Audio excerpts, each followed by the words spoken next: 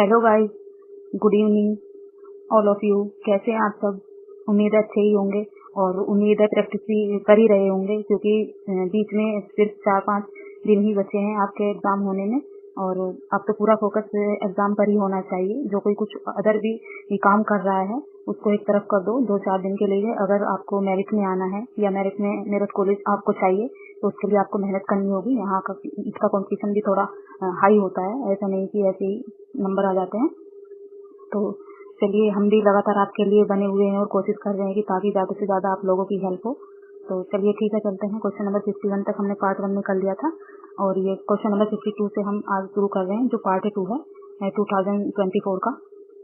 तो चलिए चलते हैं, क्वेश्चन नंबर 52 से शुरू करते हैं। भारतीय दंड संहिता की किस धारा के अंतर्गत अपराध शब्द को परिभाषित किया गया है? तो ऑप्शन नंबर बी 40 यानी 40 धारा के अंतर्गत बताया गया है। क्वेश्चन नंबर 53 है, भारतीय दंड संहिता की किस धारा के अंतर्गत उद्यापन शब्द को परिभाषित किया गया है? तो धारा 383 ऑप्शन नंबर ए सही होगा।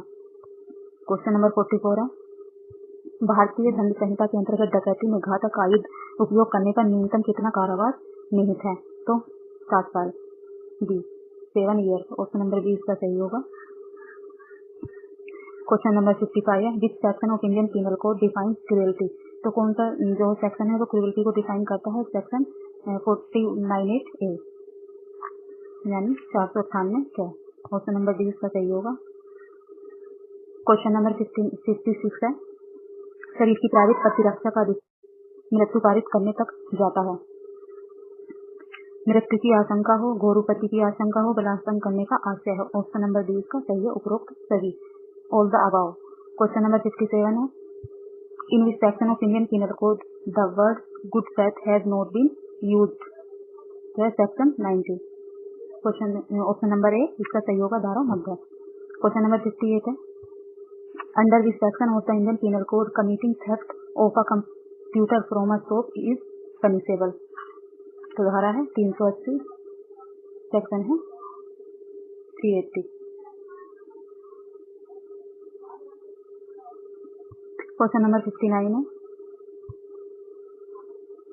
एटी राज्य वनम आर पुनायावाद में भारतीय दंड संहिता की किन धाराओं में अंतर स्पष्ट किया गया है? तो धारा 299 तथा 300। ऑप्शन नंबर बी इसका सही होगा।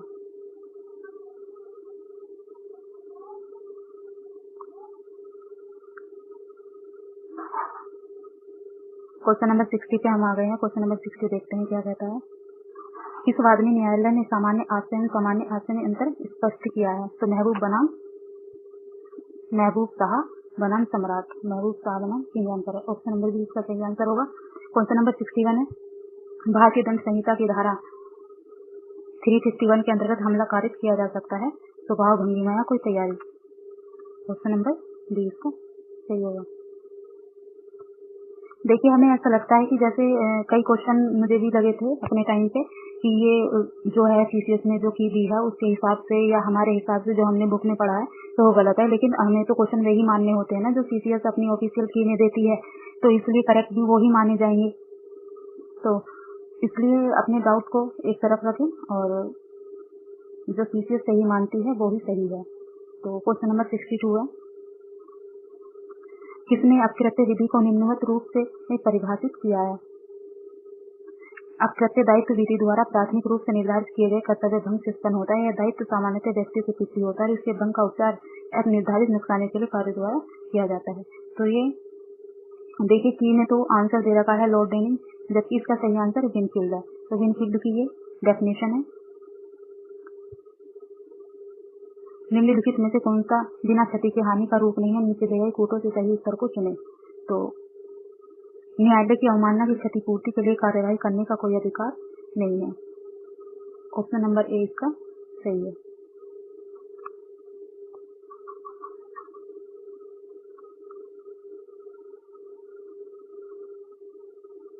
अच्छा, इसका हमें कूट में बताना था, तो सॉरी, ये कूट का ऑप्शन नंबर है, मैंने कूट नहीं देखा था। तो इसके सभी जो है ABCD इसके सभी हैं। प्रतिस्पर्धा द्वारा विशिष्ट व्यापारी पर हानि अधिरोपित करना, क्षति बड़ी बुराई को रोकने की आवश्यकता के अंतर्गत कार्य करने वाले व्यक्ति द्वारा की जाती है, क्षति किसी अवसर पर कहे गए मानहानि कारक कथनों से होती है। तो इसका ऑप्शन नंबर ए सही होगा, कूट नंबर।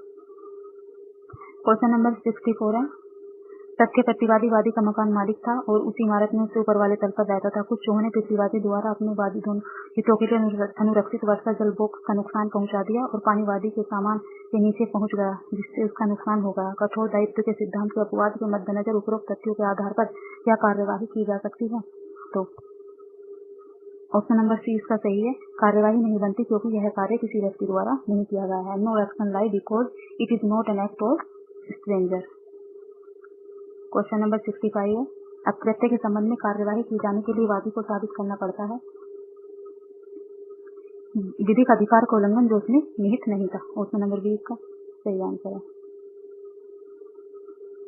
क्वेश्चन नंबर 66 है, किस मुकदमे में उच्च न्यायालय द्वारा यह निर्धारित किया गया था कि किस आधार पर राज्य उत्तरदायी नहीं था कि पुलिस सामूहिक शक्तियों का प्रयोग करते हुए कार्यवाही कर रही थी। उसी संपत्ति को मालखाना में रखने की पुलिस की शक्ति संप्रभु शक्ति थी। तो कस्तूरी लाल बनाम उत्तर प्रदेश राज्य। ऑप्शन नंबर सी इसका सही आंसर है। क्वेश्चन नंबर 67 है, निम्नलिखित में से किस स्थिति में मकान का अधिभोगी उपेक्षा के लिए जिम्मेदार माना जाता है? अतिचारी को आने से रोकने के लिए अहाते में स्त्री गन लगाना। ऑप्शन नंबर सी इसका सही आंसर है। क्वेश्चन नंबर 68 है, निम्नलिखित में से कौन सा वॉलंटी नॉन फिट इंजूरिया का अपवाद नहीं है? तो शल्य चिकित्सक किसी मरीज के जीवन को बचाने के लिए उसका कोई अंग काटता है। ऑप्शन नंबर ए इसका सही आंसर है।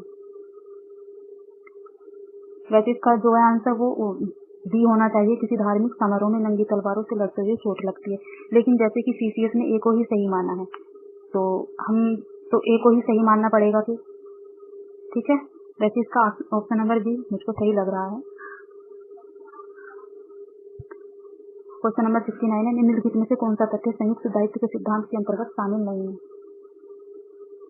प्रेरित कार्य जरूरी नहीं कि वह अपराध हो अथवा कार्य आरंभ में ही निष्फल हो गया हो। ऑप्शन नंबर ए इसका सही आंसर है। क्वेश्चन नंबर 70 है, किसका कथन है कि विधि नियम से नहीं अपितु नियम विधि से निकाला जाता है? तो पोलक ने। ऑप्शन नंबर ए इसका सही आंसर है।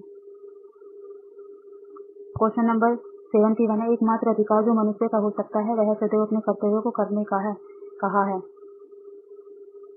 ड्यूगिट ने। क्वेश्चन नंबर डी इसका सही है। क्वेश्चन नंबर 72 है, सर्वोत्तम उत्तर को अंकित कीजिए। समादेश संप्रभु और अनुशासी। ऑप्शन नंबर बी इसका सही है। Command, sovereign and sanction. चलिए आगे देखते हैं। क्वेश्चन नंबर 73 पर हम लोग आ गए हैं। क्वेश्चन नंबर 73 देखते हैं, निम्नलिखित में से कौन सा विधिशास्त्री प्राकृतिक विधि की विचारधारा के प्राचीन सिद्धांत से संबंधित है? तो सुकरात। ऑप्शन नंबर डी इसका सही आंसर है, सुकरात। क्वेश्चन नंबर 74 है, निम्नलिखित में से कौन सा रूढ़ी का आवश्यक तत्व नहीं है? तो असुसंगति। ऑप्शन नंबर डी इसका सही आंसर होगा। सही उत्तर दीजिए। क्वेश्चन नंबर 75, विनिश्चयधार में बाध्यकारी बल होता है। ऑप्शन नंबर बी इसका सही होगा। क्वेश्चन नंबर 76 है, गलत उत्तर को इंगित कीजिए। स्वामित्व का निम्नलिखित प्रकार से वर्गीकरण किया गया है। तो मध्यवर्ती और तत्कालिक स्वामित्व। ऑप्शन नंबर ए डी सही होगा। क्वेश्चन नंबर 77 देखते हैं क्या कहता है। ऑस्टिन की विश्लेषणात्मक विचारधारा को कौन आदेशात्मक विचारधारा कहना पसंद करता है? तो एलन महोदय। ऑप्शन नंबर ए का सही आंसर होगा। क्वेश्चन नंबर 78 है, निम्नलिखित में से कौन सा वाद कब्जा से संबंधित है? जैली बनाम लीज अन्य। ऑप्शन नंबर डी इसका सही आंसर है। क्वेश्चन नंबर 79 है, निम्नलिखित में से कौन सा विधिक अधिकार का तत्व नहीं है? तो विधिक उपचार। ऑप्शन नंबर डी सही है। क्वेश्चन नंबर 80 है, विधि शास्त्र को प्रत्यक्ष विद्या के रूप में किसने प्रतिपादित या प्रस्तुत किया था? तो रोमन ने। ऑप्शन नंबर सी इसका सही आंसर है। क्वेश्चन नंबर 81 है, the province and function of law नामक पुस्तक लिखी गई थी। क्वेश्चन नंबर 81 है, जूलियस स्टोन द्वारा। ऑप्शन नंबर डी का सही आंसर होगा। क्वेश्चन नंबर 82 है, अंतर्राष्ट्रीय शांति और सुरक्षा बनाए रखने के लिए सुरक्षा परिषद के निर्णयों को लागू करने के प्रयोजन से अपेक्षित कार्यवाही निम्नलिखित में से किसके द्वारा दी गई है? तो सुरक्षा परिषद के सभी सदस्यों द्वारा। ऑप्शन नंबर बी इसका सही आंसर है। क्वेश्चन नंबर 83 है, आर्थिक और सामाजिक परिषद के सदस्य 3 सालों के लिए निर्वाचित किए जाते हैं। कितने सदस्य प्रत्येक वर्ष निर्वाचित किए गए हैं? तो 1/3। क्वेश्चन नंबर सी सही आंसर है। क्वेश्चन नंबर 84 है, संयुक्त राष्ट्र मानवाधिकार परिषद का एक सहायक निकाय है महासभा का। ऑप्शन नंबर सी सही आंसर है। चलिए आगे देखते हैं। क्वेश्चन नंबर 85 है, निम्नलिखित में से किसमें उल्लेखित है कि हर एक को राष्ट्रीयता का अधिकार है? Universal declaration of human rights. Option number D सही आंसर होगा इसका। क्वेश्चन नंबर 86 है, संयुक्त राष्ट्र चार्टर के किस अनुच्छेद में राज्य द्वारा हस्तक्षेप नहीं करने का सिद्धांत समाहित किया गया है? तो ऑप्शन नंबर ए सही है, आर्टिकल 2 का क्लोज 7। क्वेश्चन नंबर 87 है, 87 देखते हैं, किसी राज्य में संयुक्त राष्ट्र की सदस्यता में प्रवेश किया जाता है सुरक्षा परिषद के अनुमोदन के उपरांत महासभा द्वारा। ऑप्शन नंबर बी इसका सही आंसर होगा। क्वेश्चन नंबर 88 है, अंतर्राष्ट्रीय न्यायालय की संविधि के निम्नलिखित अनुच्छेदों में अंतर्राष्ट्रीय विधि के स्रोत का उल्लेख किया गया है? तो है आर्टिकल 38। ऑप्शन नंबर ए इसका सही आंसर है। क्वेश्चन नंबर 89 है, हम विखंडित विश्व में हमें शांति वाले विश्व की आवश्यकता है, यह कथन किसका है? क्वेश्चन नंबर 89 तो है बान की मून। ऑप्शन नंबर बी का सही आंसर है। क्वेश्चन नंबर 90 है, निम्नलिखित में से कौन अंतर्राष्ट्रीय न्यायालय के निर्णयों को निष्पादित करता है? डी है सुरक्षा परिषद। क्वेश्चन नंबर 91 है, 91 है, संयुक्त राष्ट्र के उद्देश्यों और सिद्धांतों को प्रतिपादित किया गया है संयुक्त राष्ट्र चार्टर के अनुच्छेद 1 एवं 2 में। ऑप्शन नंबर सी का सही आंसर होगा। क्वेश्चन नंबर 92 है, कंपनी का सबसे महत्वपूर्ण दस्तावेज है संस्था के बहिर्नियम। ऑप्शन नंबर सी इसका सही आंसर है, memorandum of association. Question number 93 है, कंपनी के आंतरिक प्रबंधन के लिए नियम एवं विनियम होते हैं संगम अनुच्छेद में। ऑप्शन नंबर डी इसका सही आंसर है। क्वेश्चन नंबर 94 पर हम आ गए हैं। 94 देखते हैं, उस दस्तावेज को चिन्हित कीजिए जिसको लोग लिमिटेड कंपनी के लिए तैयार करने एवं रजिस्टर कराने की आवश्यकता नहीं है। क्वेश्चन नंबर 94 तो संगम अनुच्छेद। ऑप्शन नंबर सी इसका सही आंसर होगा। क्वेश्चन नंबर 95 है, केंद्रीय सरकार एक कंपनी में निदेशकों की नियुक्ति कर सकती है जितनी आवश्यक समझ सकती है। तो स्वयं अपने विवेक से कंपनी के 100 सदस्यों के आवेदन पर कम से कम 10% मतदान का अधिकार रखने वाले सदस्यों के आवेदन पर। क्वेश्चन नंबर 95 का डी है, उपरोक्त में से कोई भी। ऑप्शन नंबर डी इसका सही आंसर होगा। क्वेश्चन नंबर 96 का, एक सामान्य सभा में एक निदेशक का चुनाव एक अलग प्रस्ताव के द्वारा किया जा सकता है अकेले बहुमत से। ऑप्शन नंबर ए इसका सही है। क्वेश्चन नंबर 97 है, निदेशक मंडल की शक्तियों के बाहर निम्नलिखित में से कौन है? ऋणपत्र जारी करना। ऑप्शन नंबर ए इसका सही आंसर होगा। क्वेश्चन नंबर 98 है, प्राइवेट कंपनी को पब्लिक कंपनी में बदलने के लिए आवश्यक है एक विशेष प्रस्ताव तथा केंद्र सरकार के अनुमोदन द्वारा। ऑप्शन नंबर सी इसका सही आंसर होगा। क्वेश्चन नंबर 99 है, कंपनी की अंशपूंजी से तात्पर्य है साम्य और अधिमानी शेयर पूंजी। ऑप्शन नंबर सी इसका सही आंसर होगा। क्वेश्चन नंबर 100 है, एक कंपनी में एक अंशधारी उसका ऋणपत्र धारक हो सकता है। ऑप्शन नंबर ए इसका सही है।